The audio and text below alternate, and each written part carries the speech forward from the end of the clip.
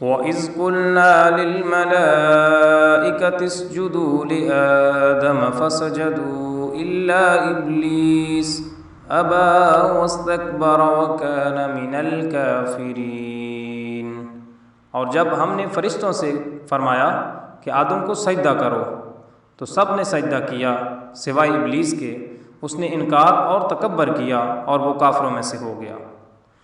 وَقُلْنَا يَا آدَمُ اسْكُنْ أَنْتَ وَزَوْجُكَ الْجَنَّةَ وَكُلَا مِنْهَا رَغَدًا حَيْثُ شِئْتُمَا وَلَا تَقْرَبَا هَٰذِهِ الشَّجَرَةَ فَتَكُونَا مِنَ الظَّالِمِينَ۔